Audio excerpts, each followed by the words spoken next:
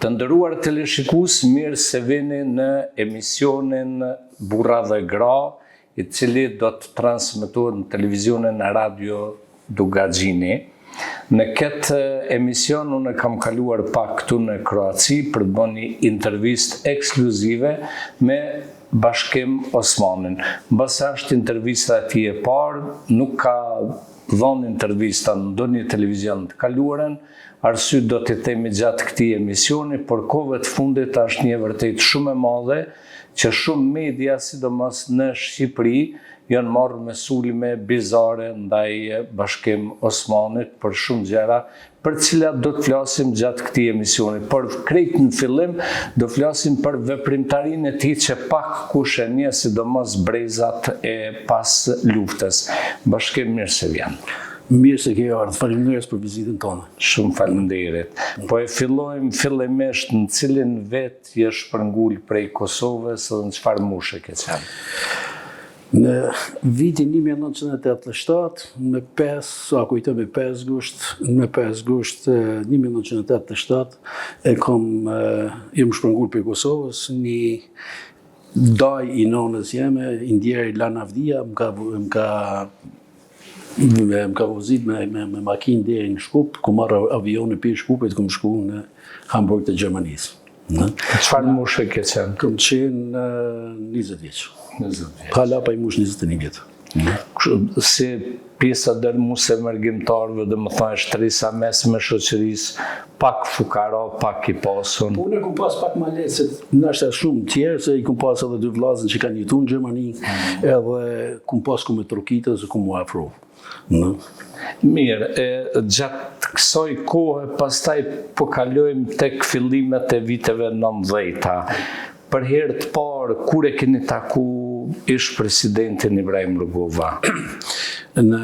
Pas kalimit prej një sistemi shumë dipartijake në kohë Jugosllavisë dhe krijimin e lidhjes demokratike të Kosovës, me ardhin e presidentin Rugova kisha takuar edhe përpara në Kosovë, po atëherë s'kum pas ndaj ambicio, jem kon shumë edhe më I ri, po pasi që Rugova, presidenti Indjer Rugova, erdhë në Zagreb, atëherë më kisha fillu të aktivizona në lidhjen demokratike, në atë formë që ti përkrahi në të gjitha metodat, edhe pasi që familja jeme edhe unë vetë posaçërisht I kisha marrëdhëniet pak më të forta me financiarisht edhe I kam ndihmuar edhe financiarisht pak më tepër.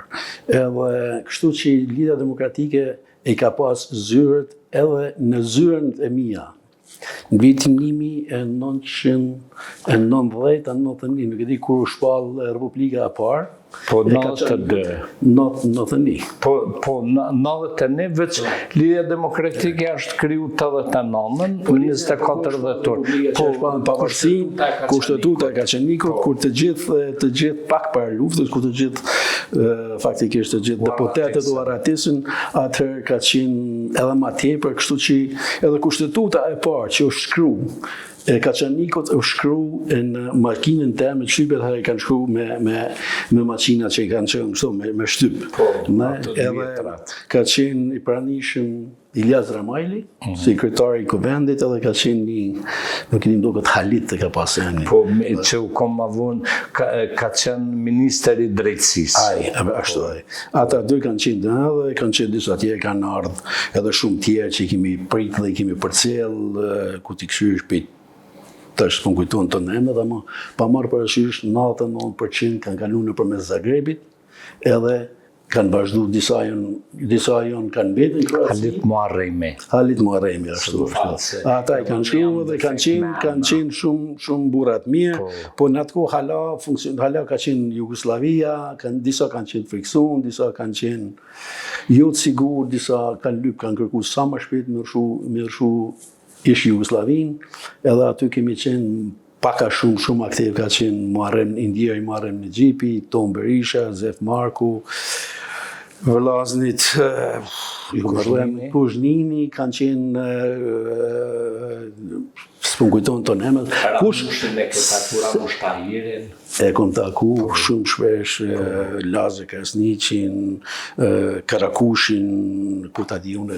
Të gjithë kush ka kaluar në fare, faktikisht i nal një herë në zyrë në Lidhje Demokratike, janë informu ose kanë marrë informata në cilin drejtim kush ka pranuar mandajin Kroaci, Kroacia ju ka jap mundësinë maksimale edhe sigurinë edhe pasaportet i ka dhënë të gjitha, edhe pastaj kanë vazhdu më tutje. Edhe ashtu në ka hinë një farë njëfësie, një farë dashnie, ose gjithmonë ti i lenë me atë ndjenjen patriotike ose në familje i gjithmonë i kryun që ta mbroj shtonin sa ma shumë, për jashtë edhe ma tjepër, se cili shqiptar që të takon jashtë atë dheut, ta këshyrë sukur ta kish vlla. Ashtu ka qenë edhe shkruar në pasaport për para të Shqipënisë. Ne pritje se cilin shqiptar që vjen musafir si vllavin tonë. Edhe pastaj ka fillu lufta në aty me Lidhjen Demokratike dhe shumë aktivistë atje, shumë ndjen trima të mirë të fortë. Faktikisht kemi nxjerrë përmi 13.000 ushtarë shqiptarë që kanë qenë të instaluar në Republikën e Kroacisë dhe Slovenisë. I kemi furnizuar me pasaportat të Kroacisë që të muajnë kush ka dashur më ndaj, ka ndaj, kush ka dashur më kthy, ka mujt më kthy. Apo faktikisht shumica prej tyre kanë dalë për jashtë në Evropë dhe janë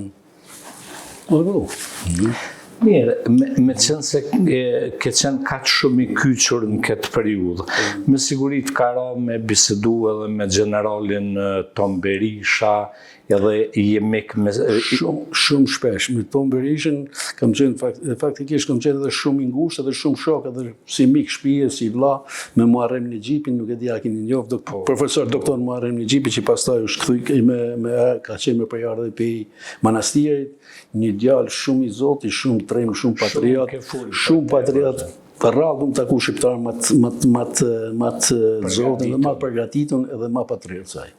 Edhe me to bashkë, herën e parë mi taku me doktor Rogovën, me kryetarin Rogova, edhe kemi shku një dark mas parë. Jemi njoftu, unë së disha që doktor Rogova e njef babin tënë. Tha, ty bo më abet, tha, ti je djali Basarit, thash, po. Shumë bukur, edhe nga ka hi një farë simpatie për një unë tjetër, një farë mitësie. Unë kom qenë pak ma jegër se shumë tjerë. E i vetë një që faktikisht edhe më ka zbut, unë ka qenë vetë kryetari që të ke bashkim leja të punë, neve na vinë shumë ma tepër, ti je shumë ma i Zotin qera punë, e pëtën që pak ma, na duhet, na zbojmë, na stutëm, na imshojmë, na ngajmë, na hecim.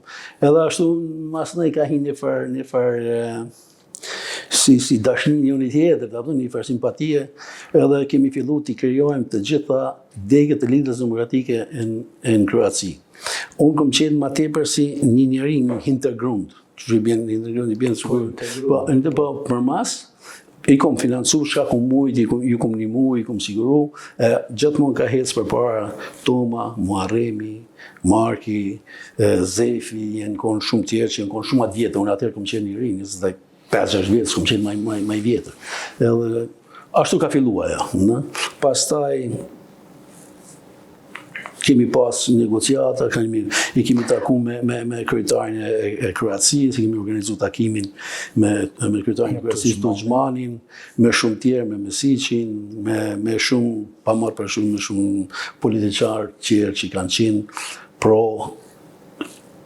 nesh, se ka pas edhe diqa që s'na kanë dashtë, dhe ka pas edhe këtu që s'kanë dashtë me pas kontakte me ne, po 99.9% kanë qenë pro shqiptarëve të Kosovës. Pastaj ka qenë edhe ajo periudha kur u mbyll radio televizioni i Kosovës, kaloi pastaj redaksia në Zagreb. Kur ka kaluar redaksia dhe të gjitha maritat i ka Lidhja Demokratike e Kosovës edhe askush tjetër. Mendimin ka pas shumë që kanë jap donacione, ka pas shumë që kanë ndihmu, ama Lidhja Demokratike e Kosovës mendimin e qeverisë se Kroacisë e kanë hapur radio Zagrebin në gjuhën shqipe. Mirë, krejt kjo periudhë, krejt këto kontakte, edhe në bisedë që kam zhvillu në bisedë shumë interesant me Stipe Mesicin, atë kujtohet që në ato vite realisht Tuđmani ka pas një farloj strategjie që ka përdor një presion ndaj Ibrahim Rrugovës, po dhe ndaj Shqipërisë, edhe vazhdimisht ka kërku që të hapet edhe fronti i luftës në Kosovë. është, e vërtet.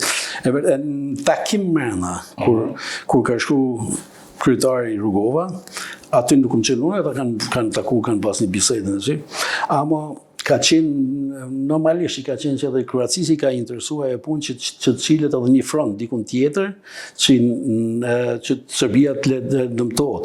Po strategjia së latpamësia e kryetarit ka qenë që nëse na fillojmë në atëku një luftë, atëherë do të na shkatrojnë totalisht. Faktikisht askush nuk la ka njoft, nuk kemi qenë përgatitur, nuk kemi qenë të armatosur, kemi pas anëmikun më të egrin e më të fortin në Ballkan, edhe e ka pa që me dorim ose me ditori na muj me mëmri shumë më tepër se sa me luftë. Gjithmonë ka thonë, lufta është opsioni i fundit. Mirë, po kalojmë prej Kroacisë në Gjermani. Realisht Gjermania ka qenë është vendi më i fuqishëm i Bashkimit Evropian dhe i Evropës. I ka dhënë një mbështetje të jashtëzakonshme kroatëve, dihet. Por në Kosovë ka pas një farë hezitimi, Joshka Fischer, për shembull, deri vonë nuk është prononcu për luftën e Kosovës. A ka qenë vështirë me lobu në Gjermani, me bindë shtetin Gjerman me na ndihmu? Duhet ta dini që shteti i Jugosllavisë ose Serbia kanë qenë shtet 100 vjet përpara. Edhe i kanë pas diasporën e zhvilluar, i kanë pas rrjetin, i kanë pas njëftësit, i kanë pas lidhet, i kanë pas kontaktet, i kanë pas diplomacin, i kanë pas ambasadet, i kanë pas parët, kanë mujt me pagu, kanë mujt me blej, kanë mujt me bo. Edhe ata kanë bo 100 vjet propagandë kundër nesh. Na, sikur ti jetë i vozit në autoban ose në autostradë me një Ferrari 200 orë, e unë e vi me një Fiat, me një P0. Faktikisht të gjithë ka pas shumë aktivista shqiptarë që kanë jap kontribut maksimal, si që kanë qenë në atë kohë për shembull Hafiz Gagica, Ejupi në Elten në Hamburg, vëllazët Kelmeni, 100 qerë i ngonë sa dush, ka pas që secili e ka jap atë punësinë e vet.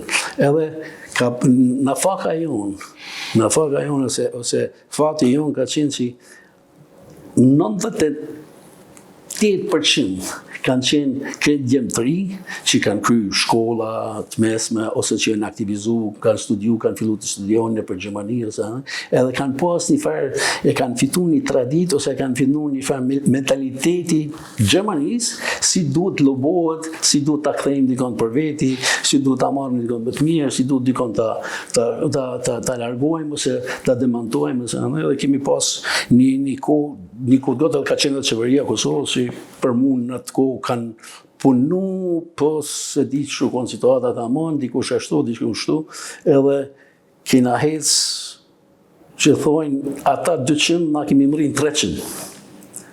Pse dashnia për atë dhe, dashnia për liri, edhe që ta kemi mundësin, pa marrë parasysh kush kthehet e kush nuk kthehet, ta kemi një mundësi kur dojmë u kthy, ka qenë më e madhe se të gjitha qerat. Mirë, duke qenë afër Rrugovës, edhe ti dhe unë e kam shoqëruar në shumë takime, jashtë shumë vizita, Avnis Fahijov, ish ambasadori gjallë që e ke taku 100 herë e tjera. Në diçka e dim unë edhe ti edhe gjithë, që realisht ka qëndru një përplasje shumë e madhe në mes kryeministrit Bukushi edhe presidentit Rrugova. Pse? Ka qenë... Qështë e ko kuptu une? Ka hi një përqarje prej... Tash nuk na më thonë saksisht pej kujne. Ama dikush e ka provu që ta shti një përqarje dhe t'ja hup vleftën kryetarit Rrugova. T'ja ul ratingin edhe ta merr primatin vetë. Na shqiptarët kemi një farë një farë inati, një farë tradite. Malazes e kanë një fjalë të mirë, malazes thonë, shko ti manel të shumë mu venin. A na shqiptarë thëjmë, heqe, t'ja nëzo unë venin. Ka qenë një farë, për mu ka qenë ma tepër një inat, një xhelozi, se sa në luftë reale. U ka ma tepër çështje e garës politike, e egos. Garës politike, egos kanë qenë, normalisht kanë ndikuar edhe faktorë tjerë, ose në atë kohë atëherë kanë fillu edhe lëvizja, ka fillu dhe djeg tjera, LPK kanë fillu edhe djeg tjera, parti tjera, ka pas edhe shqiptarë tjerë që kanë mendu që faktikisht normalisht kanë mendu që vish me luftë mujnë me kry punë, ka pas edhe shqiptarë tjerë që se kanë përkrahë, se kanë dash, ka pas shqiptarë që kanë qenë pagun, që me shti përqarje, që në atë kohë që sa ma tege me në tregun njëve, aq ma keq më njerë, ka qenë një sukses i madh që t'i kthejmë për shembull angles, ose franqes, ose tjerë, t'i kthejmë që ta kanë një bindje pozitive. Faktikisht, ata kanë pas një bindje shumë të keqe për shqiptarët. Gjithmonë kanë thonë, ata gjithmonë na kanë tregu njëve si njerëz tegra, njerëz pa edukun, njerëz pa shkollë, njerëz pa dini, pa vleftë. Edhe na u duft, ne kemi marrë pe koshkafit, u duft ta krijojmë një simbol, ose ta krijojmë dikon që të thojmë nuk është ashtu, ose ta bojmë, pa marrë parasysh ka qenë një sportist, ka qenë një muzikant, ka qenë një artist, ka qenë një piktor, një shkrimtar, si për shembull, kena marrë Ismail Kadarin në duar, gjithë e kena prezantuar, kemi qenë Italia, kena qenë nëpër vend që ta shohin që edhe ka edhe tjerë. A i ka mëritet e vetën, nuk e kena bona Kadarin, e ka bua i vetën. Po na e kemi marrë si simbol tonë, kemi thonë që është shqiptar, është kështu, pa marrë parasysh ku kemi mujtë. Kanë qenë shoqatat e studentëve, kanë qenë djemë shumë të mirë, djemë bukur, djemë inteligent, që kanë njëpë kontribut të madhë, që kanë shku në për demonstrata, kanë shku në për tubime, kanë folë në për tubime, kanë thonë deklarate në për televizione, të gjitha ato dikush u duf mi organizu, mi bo, mi financu, mi qu, mi marrë, ata kanë qenë studentë, ata kanë qenë varfën. Po du me ndëgju një gjykim tonën të një thonje ose të një analize imja që kam bo për doktor Ibrahim Rrugovën, që gjithmonë e kam thonë, e thamë dhe sot, sepse kam bindje, që merita ma e modhe edhe merite jashtëzakonshme e Ibrahim Rrugovës është se është i vetmi lider politik shqiptar, intelektual që arriti me thy mitin 100 vjeçar serb, që kishtë ndërtu këtë mitë Serbia përmes diplomatëve, përmes Akademisë Shkencës, përmes lobingut, që shqiptarët janë një popull i cili përpiqet me kriju në shtet taliban, musliman në Ballkan, ndërsa ky arriti me e bind se shqiptarët janë e kundërta. Dhe unë gjithmonë e marr shembull Bosnjën edhe Srebrenicën, që realisht nën surratin, para surratit të ushtarëve të umprofurit holandez, Mladiqi boni kasaponën e Srebrenicës. Edhe vran 220.000 bosnjak, në mesin e tyne 23.000 fëmijë, dhe Evropa vetëm shikante. A mendoni ju që pikrisht ky lobimi, bindja e Rrugovës që bindi Tony Blairin, e bindi Papa John Paulin, Amerikant, a mendon që është forca dhe merita më e madhe historike e Rrugovës? Mendimi im personal është baba i kombit është doktor Ibrahim Rrugova. 100 vjet për mas, edhe 100 vjet sot e përpara, non shqiptar nuk do ta lejnë më. I vetmi është i pari që e ka marrë Bajrakin, i pari që e ka pas trimnin edhe ka fol, edhe ka tregu. I vetmi është ai që e ka mbrojt kombin, se ti ngishin ngu disa tjerë, si që kanë thonë, 50.000 nuk është problem, a 100.000 nuk është problem, kur ata kombin e vetë, është një popull, nuk ka dallim. Populli i Bosnës dhe populli i Serbisë është një popull. Ata janë muslimon, këta janë serb. Sukur na shqiptarët që kemi shqiptar katolik, kemi shqiptar muslimon, kemi shqiptar ortodoks. Edhe Bektashi, edhe të pa fe, edhe ateist, edhe komunist, ku ta di unë, po të gjithë jemi shqiptarë. Na nuk ja kemi bo kur njëri tjetër, dhe ato shka e kanë bo, ata njëri tjetër. Edhe mos kishte qenë kryetari Rugova, sot me siguri do t'i kishe maksimum 20% popullsi shqiptare. Siç ka qenë ajo propaganda e Çubrilovicit. 30% ti vrasësh, 30% ti përzohesh edhe 30% ti asimilohesh. Mirë, kam dëshirë me më fol pak për lobingun, pastaj edhe kontaktet që kryesisht ti edhe lobi shqiptar kuptohet me këshillat e Rugovës, me mbështetjen e Rugovës, edhe me aprovimin e tij që bën Shtetet e Bashkuara të Amerikës. A mendon që Amerika realisht në këto 150 vitet e fundit, bashkë me Britaninë e Madhe edhe me Gjermaninë, ka luajtur rol qendror në ekzistimin e kombit shqiptar? Unë mendoj që mendimi im është që pa Amerikën nashta nuk shumë ta fitojmë lirin. Ama mendimi im që përpara Amerikës kena pasur disa miq në Evropë, faktikisht gjermanë që kanë qëndruar në një formë gjithmonë, ose popujt gjermanë, domethënë Austria, Zvicra, Gjermania, edhe disa shtete tjera si janë shtetet skandinave që të ata luajnë drejtat e njeriut, luajnë rol të madh.